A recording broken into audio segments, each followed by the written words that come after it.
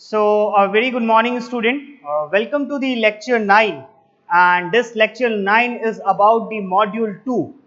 In module 2, we were talking about the track geometry design. So, geometric design of the track, and till now we have talked about the gradients. And in this particular lecture, we will see about the same thing, the geometric design of the railway track only, but the other component is grade compensation on the curve, right? And we'll also look towards some of the numericals related to the grade compensation. Okay, so अगर हम previous lecture की बात करें तो previous lecture में मैंने आपको जो स्टार्ट किया था वो कैसे था?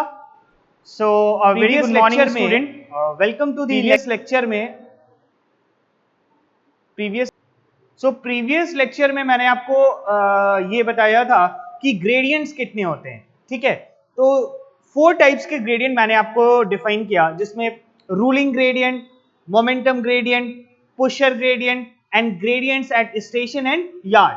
और ग्रेडियंट के बारे में बताया था कि इसकी नेसेसिटी क्या है और ग्रेडियंट एक्चुअली होता क्या है। Okay, so a slope which is provided in the longitudinal direction of a railway track is actually known as gradient, ठीक है?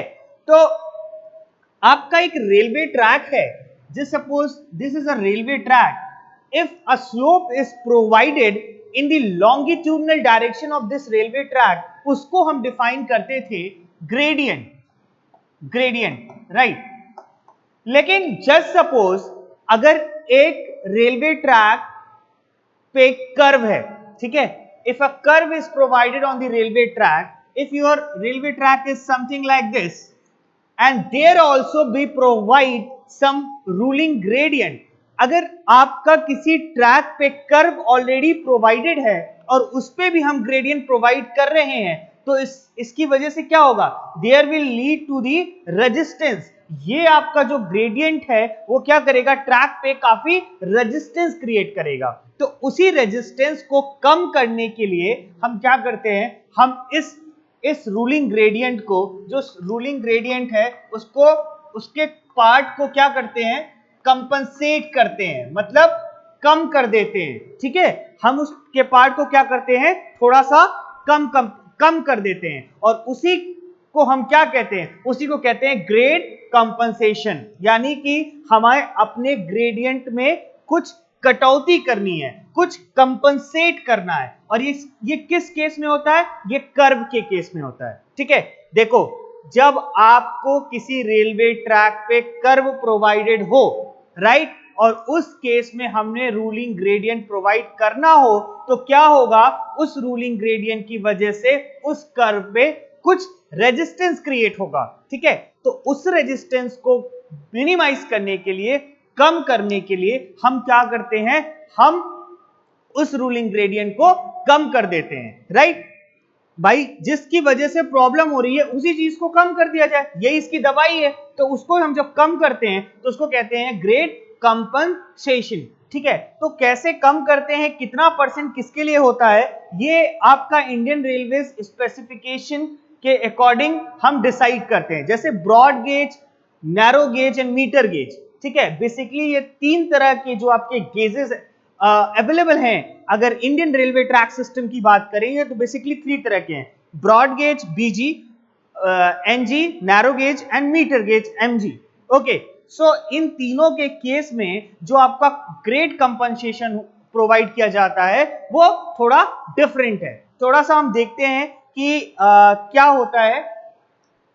इसका डेफिनेशन भी हमको देखना पड़ेगा कि ग्रेड कंपनसेशन क्या होता है और ग्रेड कंपनसेशन होता क्या है, और अलग अलग गेजेस के लिए अलग अलग ग्रेड कंपनसेशन क्या प्रोवाइड किया गया है इंडियन रेलवे ट्रैक सिस्टम में, ठीक है? तो अगर हम इसका डेफिनेशन लिखना चाहें तो students you can note it down, ठीक है? मैं इसका डेफिनेशन आपको लिखता हूं और इसको प्लीज आप नोट डाउन कर लेना, क्योंकि कभी कभी 2 मार्क्स के क्वेश्चन में ये क्वेश्चन आ जाता है कि how do you define the grade compensation on a railway track curve. Okay, so अगर इस तरह का क्वेश्चन आता है तो हम इसको ऐसे लिखेंगे: if a curve is provided, एक अगर कर्व प्रोवाइडेड है ऑन अ ट्रैक, जो मैंने आपको बताया ऑन अ ट्रैक, अगर एक कर्व प्रोवाइडेड है,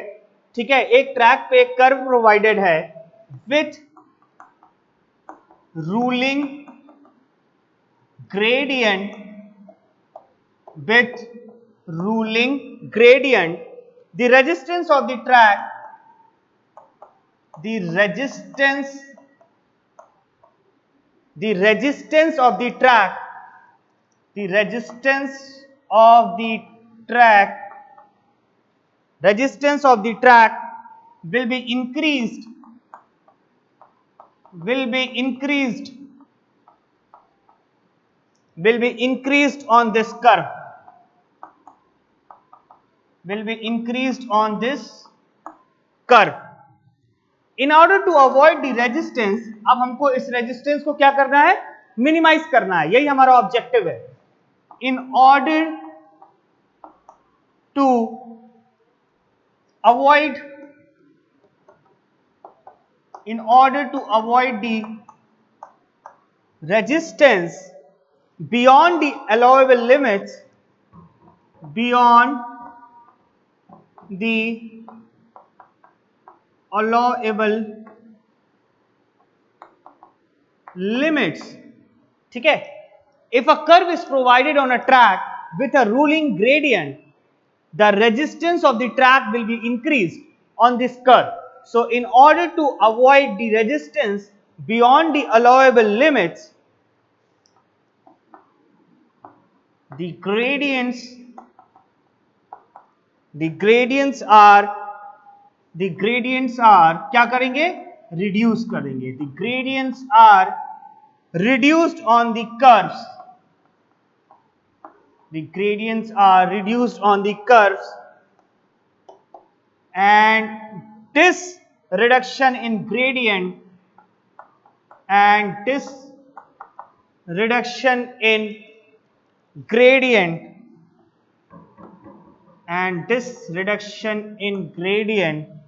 is known as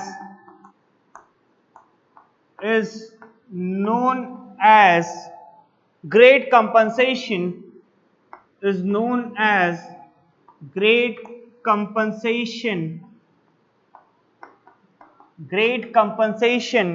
for the curves, grade compensation for the curves. Okay, so this is your definition. So if we talk about the definition, so grade compensation on the curves का मतलब हुआ, if a curve is provided on a track with ruling gradient, ठीक है, अगर किसी भी curve किसी भी ट्रैक पे कर्व प्रोवाइडेड हो और वो भी विथ सम रूलिंग ग्रेडियंट, तो क्या होगा, उसकी वजह से जो रेजिस्टेंस है ट्रैक में वो काफी इंक्रीज कर जाएगा उस कर्व पे. ठीक है भाई, ऑलरेडी वो कर्व है, उस पे आप स्लोप फिर से प्रोवाइड कर रहे हो, तो रेजिस्टेंस बट ऑब्वियस इंक्रीज होना है. तो उस रेजिस्टेंस को मिनिमाइज करने के लिए हम जो ग्रेडियंट प्रोवाइड किए हैं उसको रिड्यूस कर देंगे, और उसी रिड्यूस्ड ग्रेडियंट को हम कहते हैं grade compensation for the curves. Okay, अब ग्रेड कंपनसेशन किस केस में क्या होता है ये भी मैं आपको बताता हूं. जैसे कि इन इंडिया, अगर इंडियन कंपनसेशन इंडियन रेलवे के अकॉर्डिंग बात करें, तो जो ब्रॉड गेज ट्रैक है, अगर हम बीजी ट्रैक की बात करें, ठीक है, ब्रॉड गेज ट्रैक की अगर हम बात करें, तो उस केस में ये है 0.04% पर डिग्री ऑफ कर्व, 0.04% पर डिग्री ऑफ कर्व. ठीक है, फिर हम बात करेंगे मीटर गेज ट्रैक के बारे में. तो मीटर गेज ट्रैक के केस में ये कितना होता है, 0.03% पर डिग्री ऑफ कर्व. और अगर नैरो गेज ट्रैक के बारे में बात करें तो ये कितना होता है, 0.02% पर डिग्री ऑफ कर्व.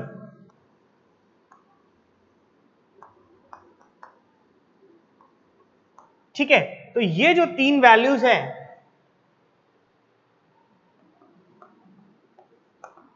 ये as per Indian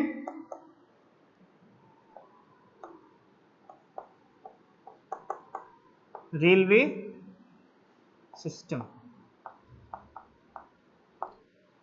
Okay, so this is all about the grade compensation on the horizontal curves. ये आपका कह रहा है कि एक कर्व, अगर एक ट्रैक पे एक कर्व प्रोवाइडेड है, ठीक है, if a curve is provided on the track with ruling gradient, this will lead to the some resistance in the curve. In order to minimize these resistance, what we do, we provide some gradient, that is reduced gradient. ठीक है, हम gradient को क्या करेंगे, reduce कर देंगे, and this is actually known as the grade compensation on the curve. So as per Indian standard, the grade compensation has been defined respectively for broad gauge, meter gauge and narrow gauge. So broad gauge, it is 0.04% per degree of the curve.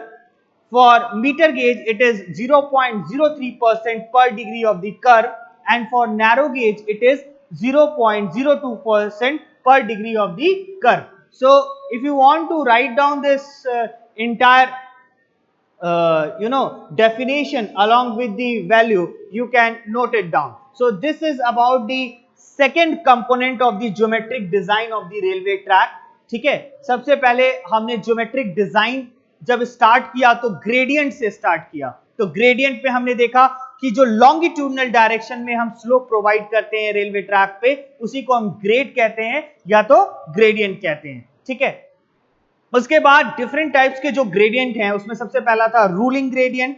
ठीक है, उसके बाद था आपका momentum gradient, right, then pusher और helper gradient. हमने ये भी देखा कि जो स्टीपर ग्रेडियंट होता है वो बेसिकली कौन सा ग्रेडियंट होता है, वो होता है आपका रूलिंग ग्रेडियंट. लेकिन अगर उससे भी ज्यादा स्टीपर ग्रेडियंट हमको प्रोवाइड करना है वन बाय वन, तो उस केस में हम मोमेंटम ग्रेडियंट कहीं प्रोवाइड करेंगे, कहीं पुशर या हेल्पर ग्रेडियंट प्रोवाइड करेंगे. ठीक है, और sometimes we have to provide some gradients on the station yards, and that is particularly known as the gradients at the station yard. ठीक है, तो अब हमने ग्रेडियंट तो प्रोवाइड कर दिया, लेकिन जस्ट सपोज हमने किसी एक कर्व पे ग्रेडियंट प्रोवाइड किया है, रूलिंग ग्रेडियंट प्रोवाइड किया है, तो उस केस में हमारा जो रेजिस्टेंस है कर्व पे, वो ऑटोमेटिकली इंक्रीज कर जाएगा. अब उस रेजिस्टेंस को मिनिमाइज करने के लिए हम क्या करेंगे, अपने रूलिंग ग्रेडियंट को रिड्यूस कर देंगे. और जैसे ही हम अपने रूलिंग ग्रेडियंट को रिड्यूस करेंगे,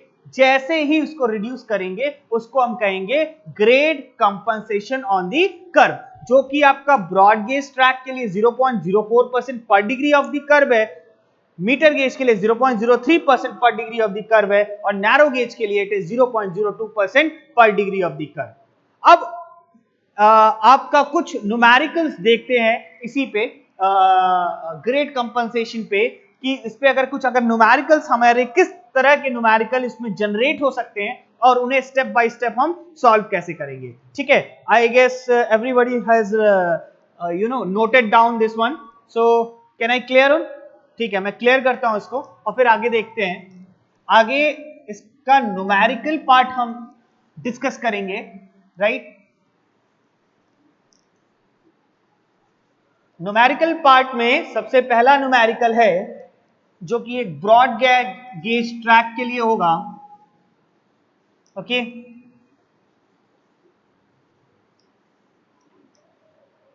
तो पहला न्यूमेरिकल क्या कहता है? पहला न्यूमेरिकल कहता है if the ruling gradient is 1/250. ठीक है, पहला numerical, example number 1. This all will be the numericals related to the grade compensation. ठीक है, if the ruling gradient is, if the ruling gradient is 1/250, is 1/250 on a particular section, on a particular section of the broad gauge, particular section of broad gauge, and at the same time, and at the same time, a curve of 4 degree, a curve of 4 degree, a curve of 4 degree is situated on this ruling gradient, is situated on this ruling gradient, on this ruling gradient. What should be the allowable ruling gradient? What should be the allowable? What should be the allowable ruling gradient? Allowable ruling gradient.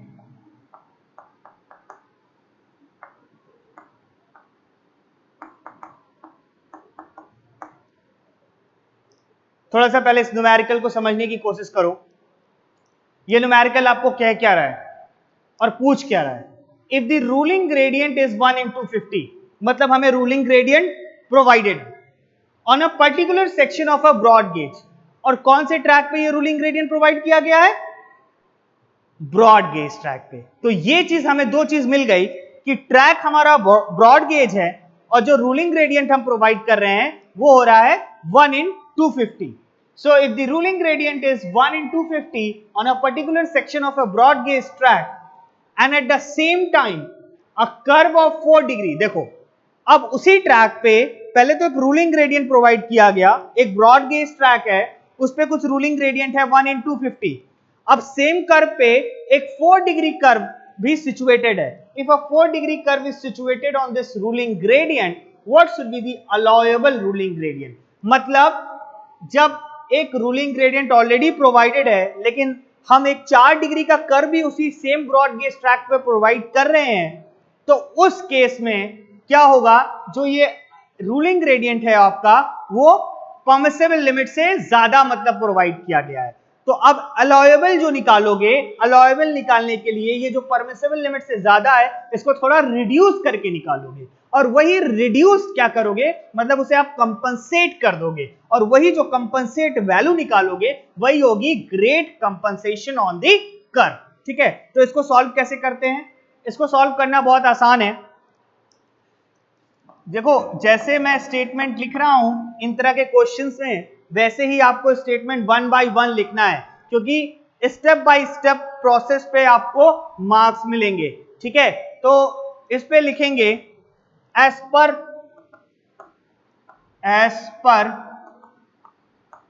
Indian railway recommendation, as per Indian railway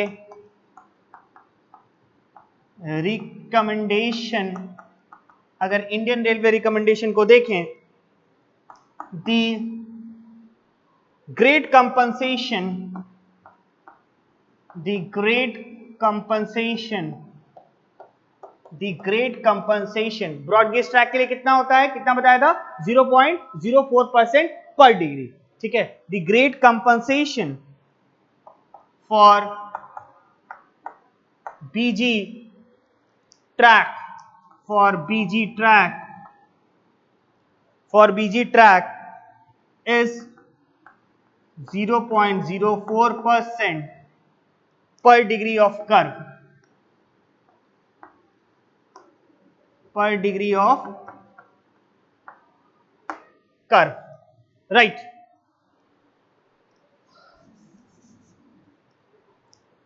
तो अगर एक broad gauge की हम बात करें, broad gauge की, तो उस केस में हम कितना कंपनसेशन प्रोवाइड करते हैं रूलिंग ग्रेडियंट को? 0.04% पर डिग्री. लेकिन ये तो 1 डिग्री का हो गया, as per Indian specification it is for 1 degree curve, लेकिन हमारे केस में कितने डिग्री कर्व प्रोवाइडेड, वो है 4 डिग्री। तो 4 डिग्री के लिए कंपनसेशन कितना हो जाएगा, 4 इंटू 0.04, ठीक है। So this is for 1 degree of the curve, therefore great compensation, therefore great compensation, therefore great compensation for 4 degree curve, for 4 degree curve, 4 degree curve के लिए कितना हो जाएगा, 4 इंटू 0.04%, और ये कितना हो जाएगा, ये हो जाएगा 0.16%। कितना हो गया, 0.16%। इसका मतलब हम कितने परसेंट रिड्यूस करना होगा, इट विल बी 0.16%, ठीक है। और रूलिंग ग्रेडियंट कितना परसेंट है, उसको पहले परसेंट में निकालना पड़ेगा, ठीक है। तो रूलिंग ग्रेडियंट हमने कितना प्रोवाइड किया है, देखो रूलिंग ग्रेडियंट कितना प्रोवाइडेड है, रूलिंग ग्रेडियंट आपका प्रोवाइडेड है 1 in 250, 1 in 250। तो 1 in 250 को अगर हमको कन्वर्ट करना है तो कितना हो जाएगा, 0.4%।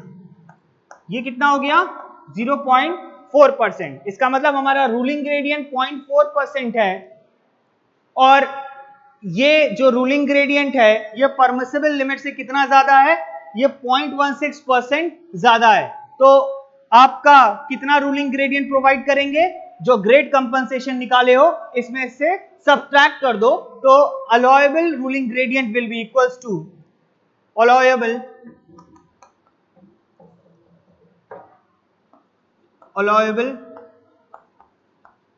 Ruling gradient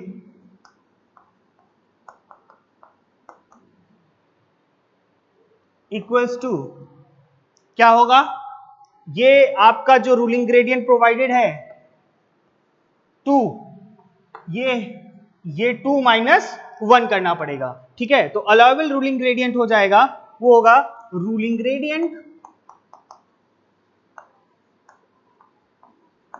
gradient minus grade compensation,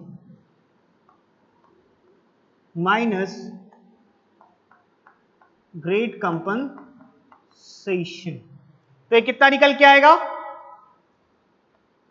0.4 minus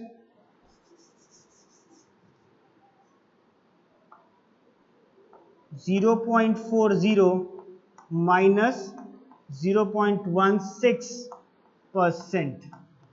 तो ये कितना निकल के आएगा, 0.24%, 0.24%।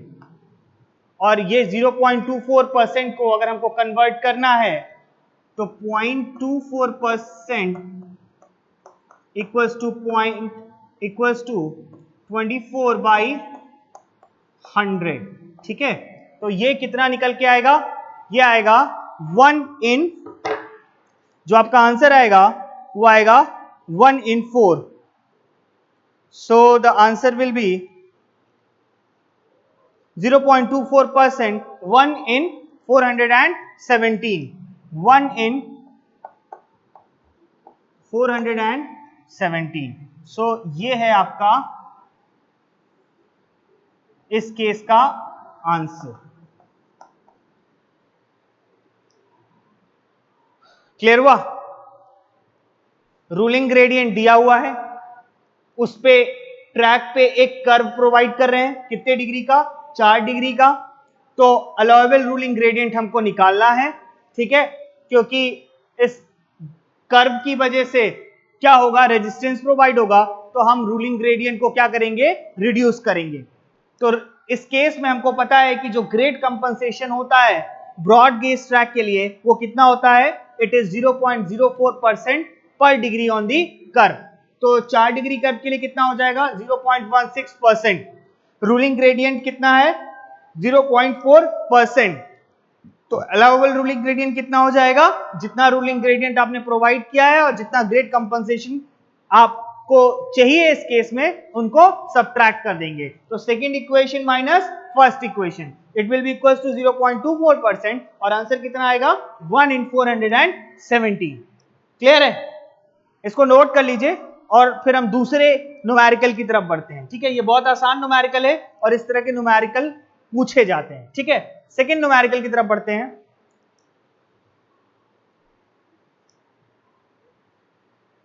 इसको मैं रब करूं,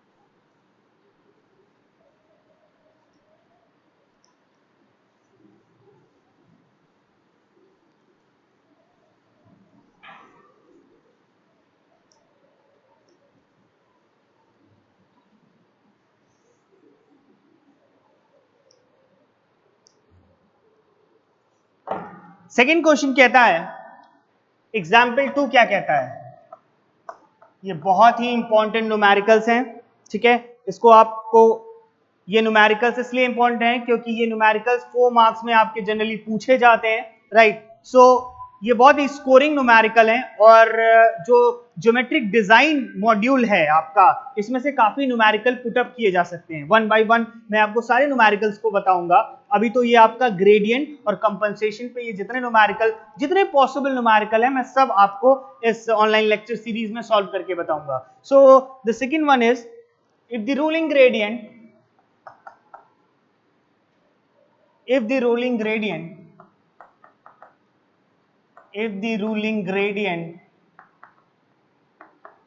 if the ruling gradient is 1 in 150, अगर आपका रूलिंग ग्रेडियंट है 1 in 150 on a particular section of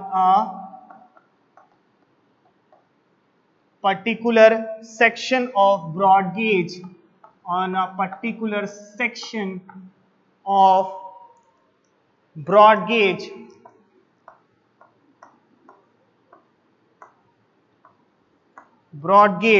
and at the same time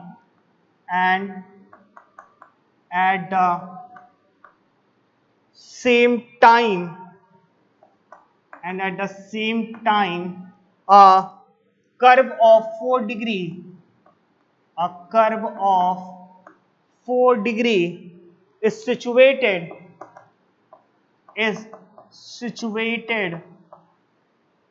on this ruling gradient,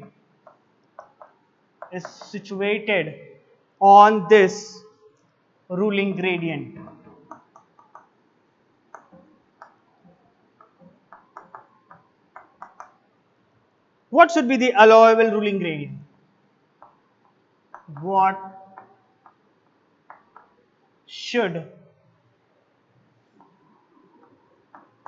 be the allowable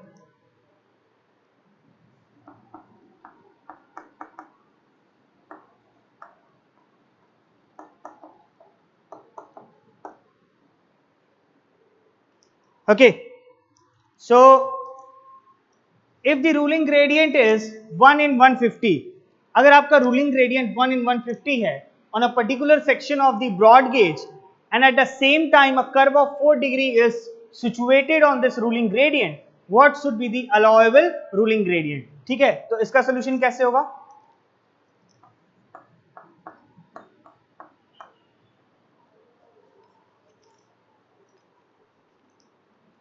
कौन सा ट्रैक है? Broad gauge. तो ब्रॉड गेज में Indian standard recommendation के according कितना होता है? 0.04%। तो 4 डिग्री के लिए कितना हो जाएगा? 0.04 इंटू 4। ठीक है, तो सबसे पहला जो निकल के आया, compensation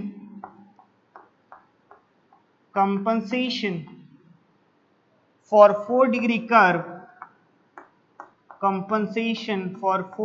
curve, equals to 0.04 into 4 equals to 0.16%। Clear है? रूलिंग ग्रेडियंट कितना प्रोवाइड है? रूलिंग ग्रेडियंट कितना है? 1 in 150। ठीक है, now ruling gradient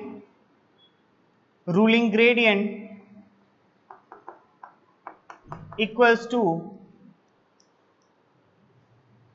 1 in 150, which will equals to 1 upon 150 into 100, and ये आपका हो गया 0.67%.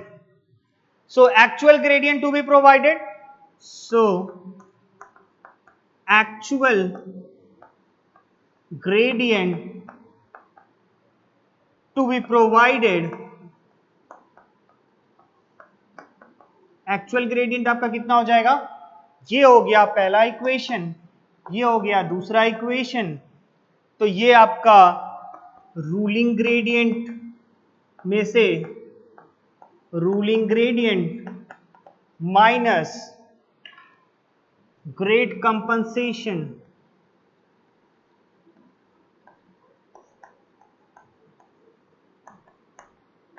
ठीक है। तो रूलिंग ग्रेडियंट कितना दिया है? 0.67, ये कितने एक्सीड कर रहा है? 0.16, ये कितना हुआ? परसेंट। ये कितना निकल के आया? 0.51%। तो इस 0.51% यही आपका अलाउएबल रूलिंग ग्रेडियंट होगा। अगर इसको हम कन्वर्ट करें तो ये कितना हो जाएगा? 1 in 196। तो आपका एक्चुअल ग्रेडियंट कितना प्रोवाइड करना है? वो है 1 in 196। कितना है? 1 in 196। ये है आपका इसका आंसर। मिल गए आपको 5 मार्क्स।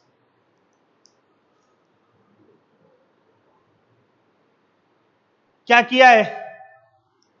एक रूलिंग ग्रेडियंट दिया है, कितना? 1 in 150। कौन सा ट्रैक है? Broad gauge. कितने डिग्री का कर्व उसमें फिर से इंट्रोड्यूस हो रहा है? 4 डिग्री। 1 डिग्री के लिए कितना होता है? 0.04%। 4 के लिए कितना होगा? 0.16%। रूलिंग ग्रेडियंट कितना दिया है? 1 in 150। 1 in 150 को कन्वर्ट किया 0.67%। तो अलाउएबल रूलिंग ग्रेडियंट कितना होता है? Ruling gradient minus grade compensation. कितना हो गया? 0.67 माइनस 0.16, और ये कितना आ गया? 0.51%, which is equal to 1 in 196। क्लियर हुआ? दो न्यूमेरिकल बता दिए, एक वैरायटी बस और है। ठीक है, इसको आप नोट कर लीजिए। ठीक है, इसको नोट कर लो, इस क्वेश्चन को नोट कर लो। ये बहुत ही इंपॉर्टेंट एग्जांपल है इस तरह के ग्रेड कंपनसेशन में, काफी बार पूछे जाते हैं और पूछे जाएंगे, right. So this is the numerical 2, and after this we'll proceed toward the numerical 3। ठीक है, so example 2 के बाद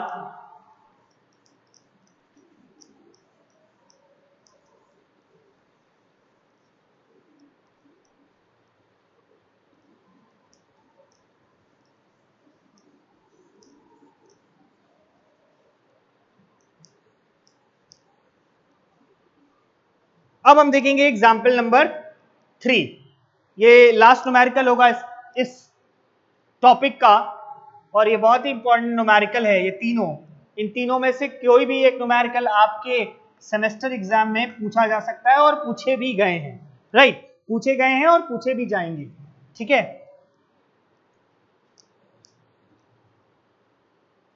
what should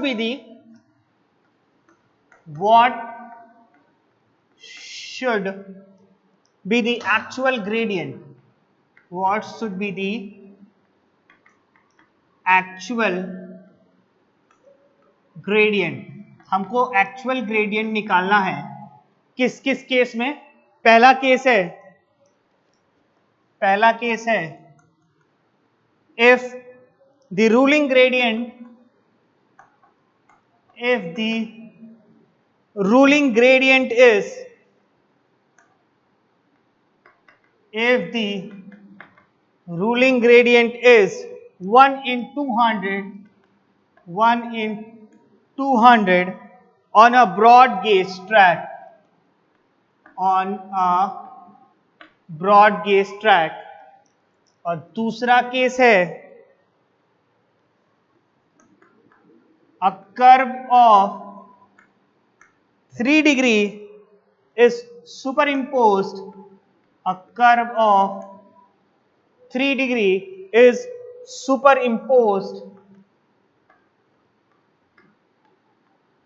superimposed on the above track, on the above track section of broad gauge.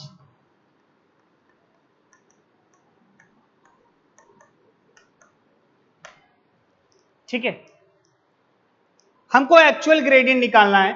What should be the actual gradient? पहला case है if the ruling gradient is 1 in 200 on a broad gauge track. अगर हमको actual gradient निकालना है कब कब? पहले case पहला दिया है कि रूलिंग ग्रेडियंट कितना है 1 in 200 और कौन सा ट्रैक है? Broad gauge. और दूसरा है कि a curve of 3 degree superimposed on the above track section of the broad gauge. Question को बस इसने थोड़ा सा क्या किया है, स्टेटमेंट में चेंजेस किए हैं. मैंने ये क्वेश्चन आपके सामने इसलिए पुट अप किया कि अगर इस तरह के स्टेटमेंट की तरह क्वेश्चन आएंगे तो कैसे आप सॉल्व करोगे. सेम प्रोसेस है, प्रोसेस में कोई चेंज नहीं है और क्वेश्चन में कोई चेंज नहीं है, बस उसके पूछने का थोड़ा तरीका अलग है. ठीक है, तो इस केस में हम देखते हैं इसको सॉल्व कैसे करेंगे. सबसे पहले तो ब्रॉड गेज ट्रैक के लिए हम कितना अज्यूम कर लेते हैं? 0.04% पर डिग्री. ठीक है, इतना तो सबको पता है 0.04% पर डिग्री. अब कितना डिग्री कर्व है? 3 degree. So compensation for 3 degree curve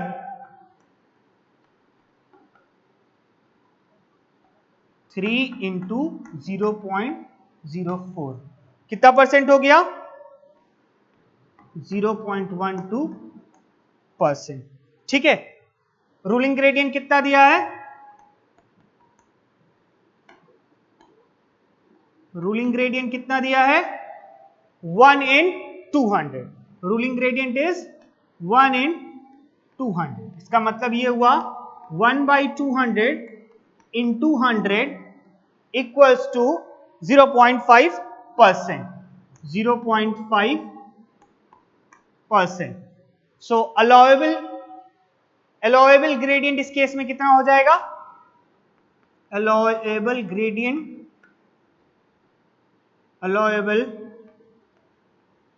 gradient to be provided given ruling gradient कितना है? 0.5% minus compensation 0.12%. कितना निकल के आया? 0.38%. तो कितना ग्रेडियंट, एक्चुअल ग्रेडियंट हम प्रोवाइड करेंगे? 0.38%. क्लियर है? क्या किया? कुछ भी नहीं, बस आपको क्वेश्चन सेम है. इसमें डिग्री जो है कर्व की वो कितनी है? वो 3 डिग्री है. उस केस में 4 डिग्री थी, तो 3 डिग्री के लिए compensation 3 into 0.04 that will be equals to 0.12%. Ruling gradient is been given as 1 in 200 that is equivalent to 0.5%.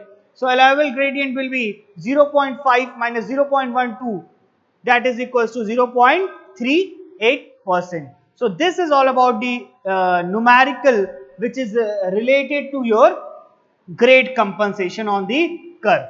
Okay, please note it down. Then दूसरे टॉपिक पे हम डिस्कस करेंगे which is also related to the geometric design. उस geometric design में हम दूसरे topic के बारे में बात करेंगे। फिलहाल आप इस न्यूमेरिकल को नोट कर लीजिए। फिर ज्योमेट्रिक डिजाइन में ही हमने ग्रेडियंट की बात कर लिया, ग्रेड कंपनसेशन की बात कर लिया, ठीक है। अब हम दो चीज और है, ठीक है। एक तो हॉरिजॉन्टल कर्व जो कर्व प्रोवाइड करते हैं, ठीक है, जो इसमें कर्व प्रोवाइड करते हैं उसमें डिग्री और रेडियस जो है उसके बीच का रिलेशनशिप देखेंगे, और safe permissible speed on the curves of the railway track what it has been specified by the Indian Railways वो भी हम इसमें देखेंगे। सो अगला टॉपिक देखते हैं, इसको आप नोट कर लो, then will move toward the next topic, ठीक है।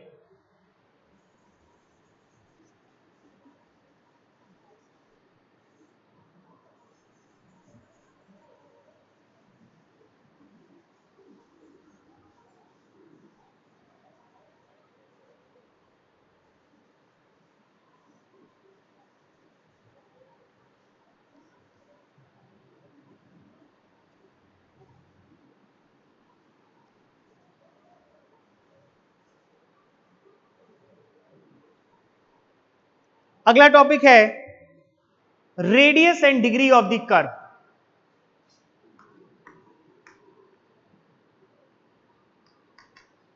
रेडियस एंड डिग्री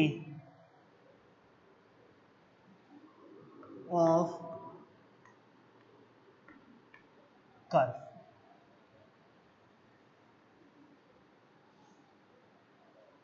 अगले टॉपिक पे हम बात करेंगे radius and degree of the curve, ठीक है।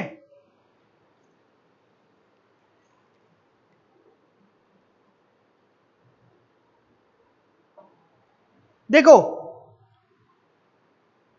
जो आपका शेप है, कर्व का जो शेप है वो बेसिकली जो रेलवे ट्रैक के लिए जो हम कर्व का शेप रखते हैं वो हम सर्कुलर रखते हैं। सर्कुलर अगर हम रखेंगे तो सर्कुलर रखने से फायदा क्या है कि जो आपका रेडियस है वो हर सेक्शन पे क्या होगा, सेम होगा, ठीक है। If we provide a circular curve on the railway track, अगर हमें कोई कर्व प्रोवाइड करना है और उसका शेप हम सर्कुलर रखते हैं तो उस केस में सबसे बड़ा एडवांटेज ये होता है कि जो रेडियस है आपका वो हर सेक्शन पे क्या होगा, सेम होगा। तो जब आपका रेडियस हर सेक्शन पे सेम होता है तो जो उसकी कॉस्ट है, ओवरऑल कॉस्ट है, वो क्या होगी, मिनिमाइज हो जाएगी, क्योंकि एक ही मटेरियल को हम यूज कर सकते हैं। तो जब हम कर्व प्रोवाइड करते हैं और वो भी सर्कुलर, तो उस केस में हमारा जो रेडियस है वो क्या होता है, वो हर एक पॉइंट पे सेम होता है। इतना बात समझ में आया। अब इसी रेडियस को हम कभी कभी डिग्री ऑफ द कर्व भी कहते हैं, ठीक है। तो इसके दो पॉइंट है, इसको हम नोट कर लो। The main curved portion, the main curved, the main curved portion, the main curved portion of a railway track,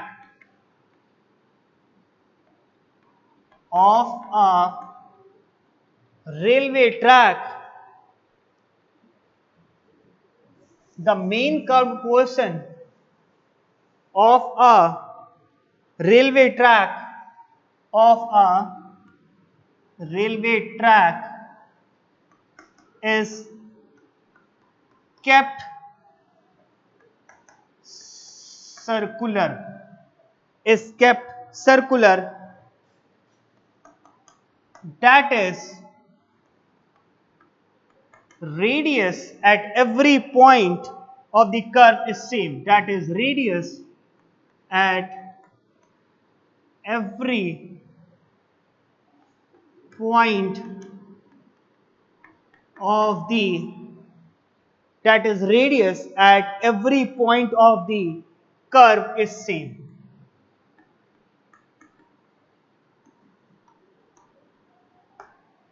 Okay, next point is The main curved portion of a railway track is kept circular, that is radius at every point of the curve is same. और दूसरा point है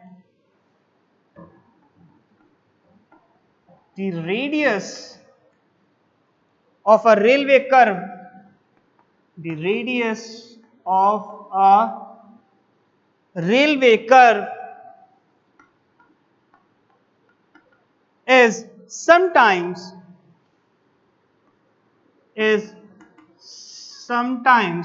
represented by the degree of the curve. Represented, R-E-P-R-E-S, represented by the degree of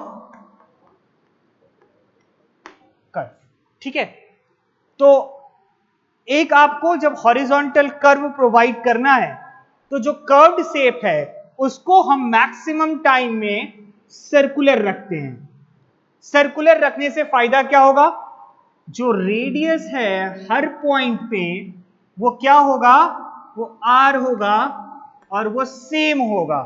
ठीक है, जब वो radius आपका same होगा तो एक ही मटेरियल का हमको यूज करना पड़ेगा, तो जो ओवरऑल कॉस्ट है और मेंटेनेंस कॉस्ट है वो क्या होगा, वो कम हो जाएगा. ठीक है, तो ये है आपका radius and degree of the curve.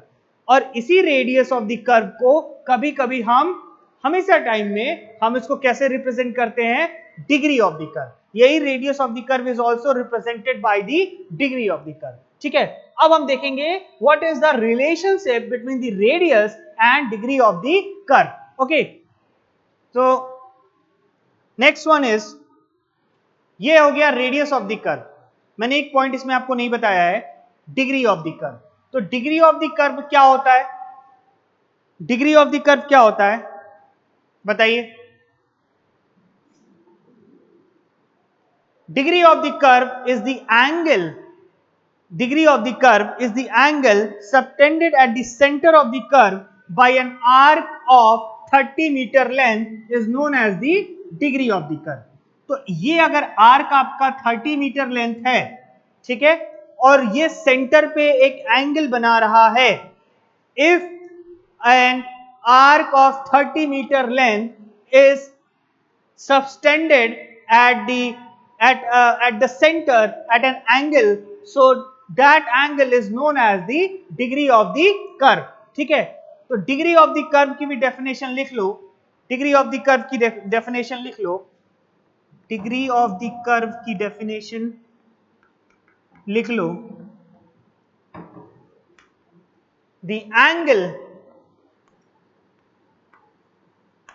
the angle subtended at the center of the curve, the angle subtended at the center of the curve, at the center of the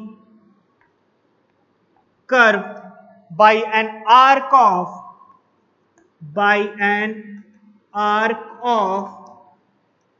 30 meter length, 30 meter length is known as the degree of curve, is known as degree of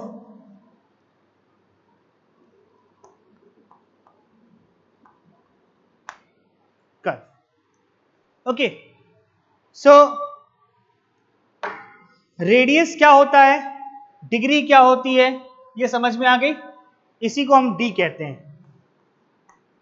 ये आपका ओ है centre. ठीक है, सो एक curve अगर हमें provide करना है तो उस कर्व का जो शेप है वो हम मैक्सिमम टाइम क्या रखते हैं, सर्कुलर रखते हैं. और उस कर्व का शेप जो है हम मैक्सिमम टाइम सर्कुलर इसलिए रखते हैं क्योंकि जो रेडियस है वो हर सेक्शन पे क्या होगा, सेम होगा. और यही रेडियस कभी कभी डिग्री ऑफ द कर्व से भी रिप्रेजेंट किया जाता है. तो जब एक सर्कुलर आर्क, जिस आर्क की लेंथ अगर 30 मीटर हो, वो आर्क सेंटर पे एक कोई एंगल फॉर्म कर रहा हो, उस एंगल को हम कहते हैं डिग्री ऑफ द कर्व, और उसको हम रिप्रेजेंट करते हैं डी से। और ये किस पे? सेंटर पे। और सेंटर से जो आपका रेडियस है वो हर सेक्शन के लिए क्या होगा? वो सेम होगा। तो दो चीज हमें पता चली, एक कर्व जो हम प्रोवाइड करते हैं तो रेडियस और उसका डिग्री दोनों क्या होता है, उसका टर्मिनोलॉजी क्या होता है ये बता दिया गया।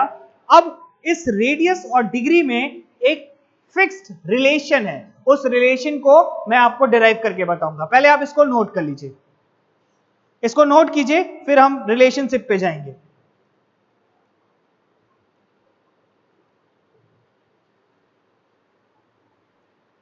नोट हो गया? ठीक है, अब हम रिलेशनशिप पे चलते हैं।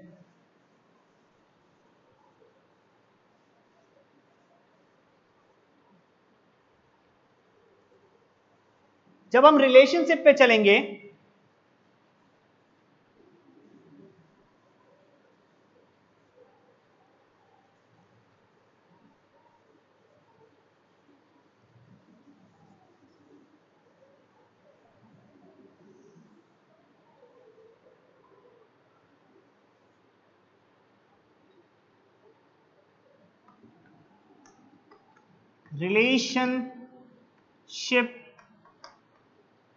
relationship between radius and degree of the curve, relationship between radius and degree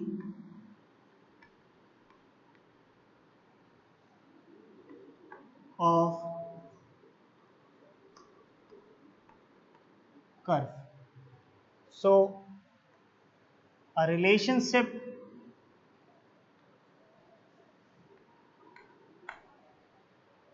between radius and the degree of the curve।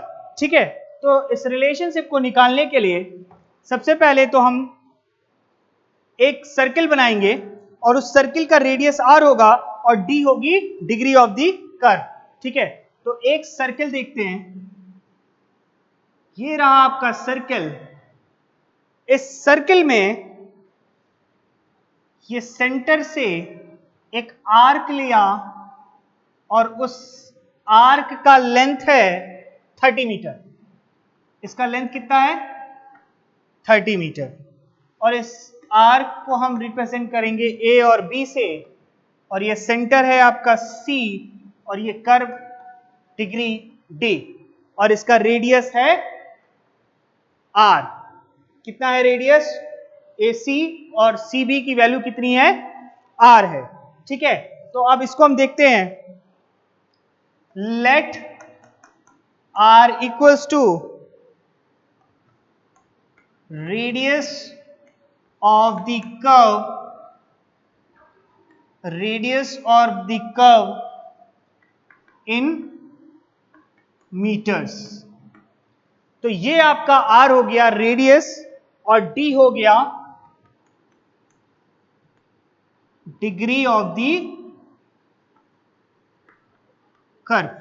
ठीक है, r रेडियस हो गया और d हो गया डिग्री। सरकमफेरेंस कितना होगा? अगर 360 डिग्री ये एंगल बना रहा है तो सरकमफेरेंस उसका क्या होगा? 2 पाई r। ठीक है, now total circumference,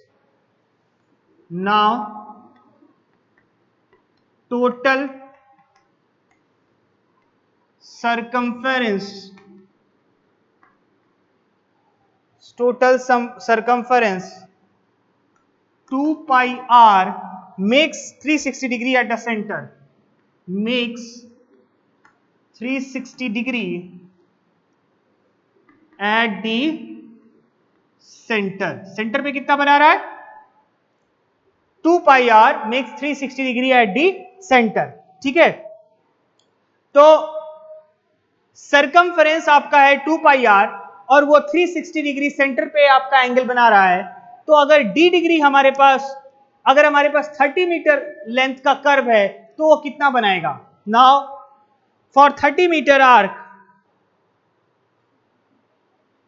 for 30 meter therefore for 30 meter arc, for 30 meter length arc,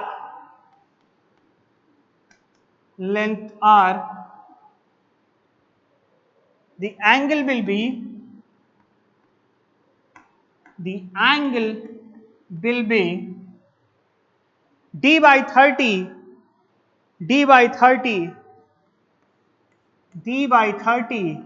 equals to 360 by 2 pi r.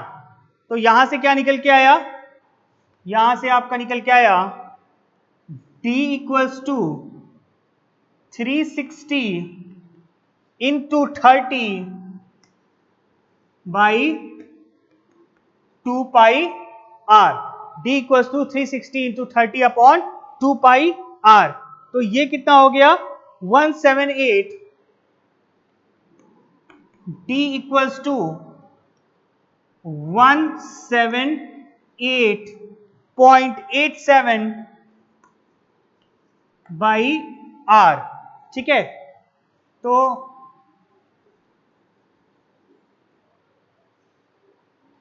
ये है आपकी वैल्यू.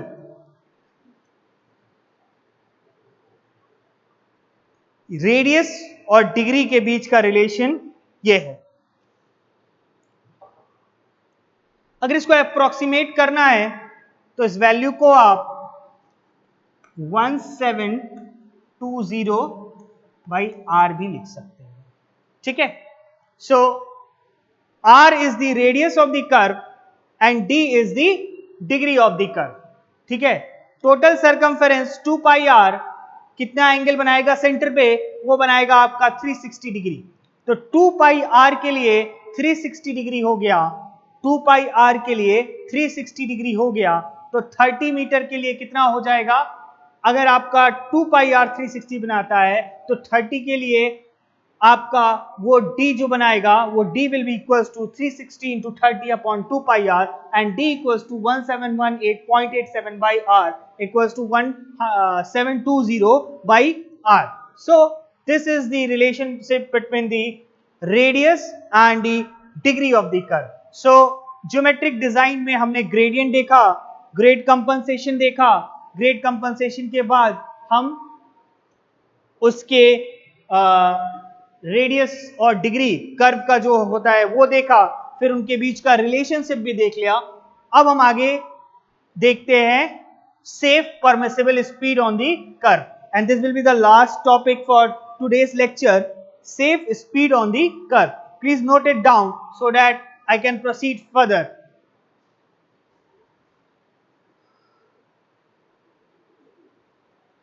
सो रब करता हूं.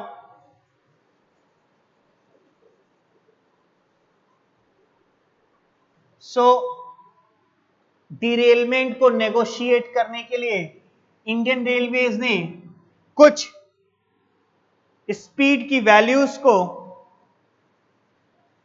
परमिसिबल स्पीड की वैल्यूज को डिफाइन किया है, जो ब्रॉड गेज ट्रैक के लिए, मीटर गेज ट्रैक के लिए और नैरो गेज ट्रैक के लिए डिफरेंट होती है.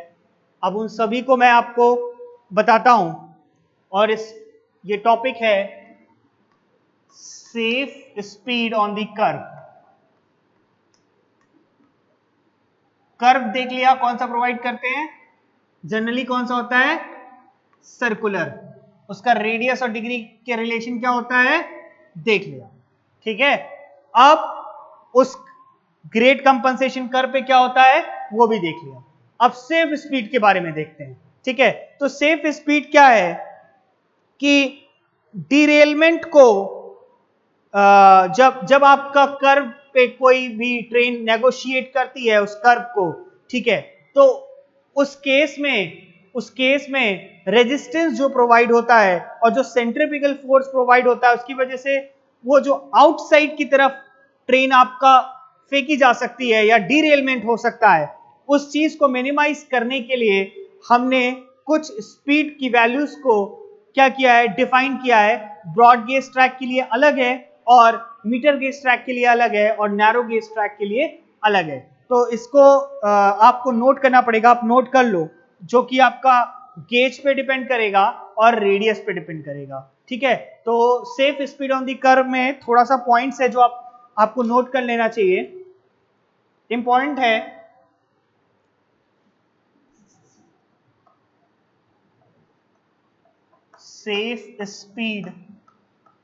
safe speed for all practical safe speed for all practical purpose safe speed for all practical purposes means a speed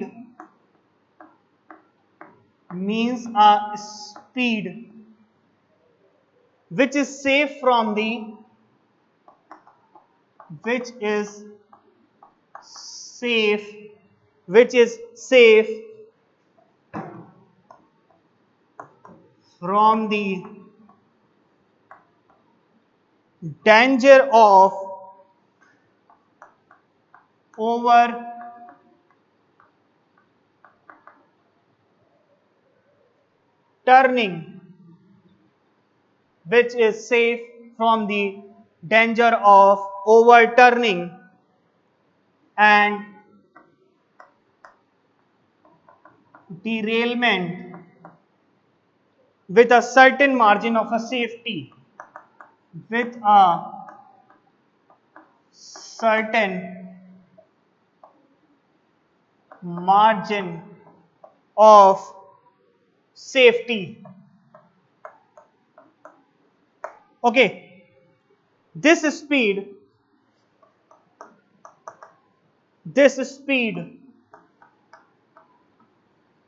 to negotiate curve safely, to negotiate curves safely, to negotiate curves safely depend on the following factors. Depend on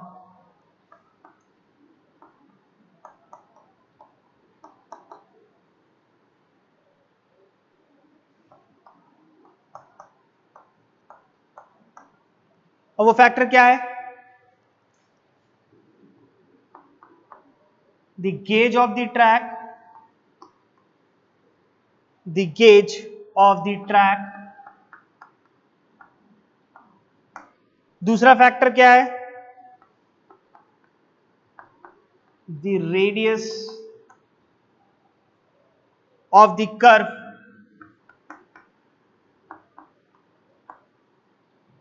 और तीसरा है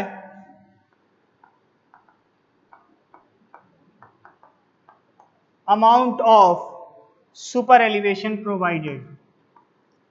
Amount of super elevation provided. Okay, so formula क्या है? In India, using safe speed, using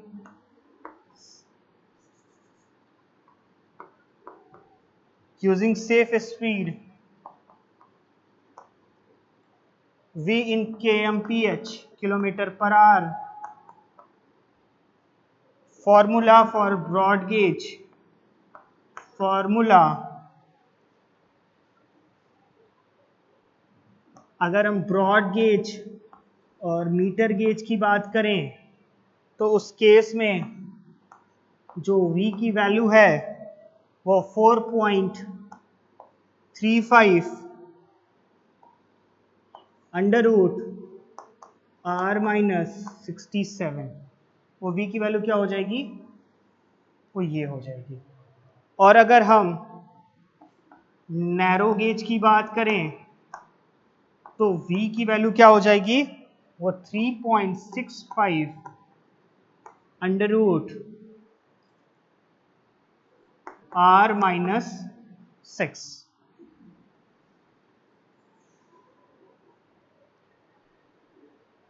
This one is for the broad gauge and meter gauge, and this one is for the narrow gauge, right? So this is about the safe speed. So safe speed on the curve is for all the practical purposes. It means it is a speed which is safe from the danger of overturning and derailment with a certain margin of safety. And this speed to negotiate the curve safely depend on the following factor. ठीक है, तो आपका एक speed को define किया गया है जो कि आपके डिरेलमेंट के डेंजर को और ओवरटर्निंग के डेंजर को क्या करता है, मिनिमाइज करता है। और ये सेफ स्पीड, ये परमिसिबल स्पीड किस फैक्टर पे डिपेंड करेगा, वो 3 फैक्टर पे डिपेंड करेगा, गेज पे, रेडियस पे और amount of the super elevation provided. और इंडियन रेलवे स्पेसिफिकेशन के अकॉर्डिंग जो फॉर्मूला, जो स्टैंडर्ड फॉर्मूला है जिससे हम निकालते हैं कि what will be the safe speed, वो ब्रॉड गेज और मीटर गेज के लिए है 4.35 अंडर रूट r - 67। यहां देखो ये रेडियस पे डिपेंड करेगा और गेज पे डिपेंड करेगा, ठीक है। तो दोनों फैक्टर हमारा डिफाइन हो रहा है। सुपर एलिवेशन में कल के लेक्चर में बताऊंगा और नैरो गेज के केस में 3.65 अंडर रूट r - 6, राइट।